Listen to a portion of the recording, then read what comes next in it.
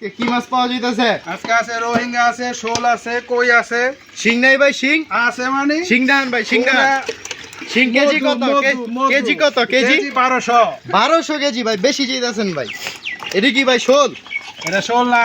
হ্যাঁ, এই শোল সবডি কত চান এটা কোন? শোল হইতে চাইছিল কিন্তু এটা শিং হয়ে গেছে। এই শোল সবডি কত চান কোন?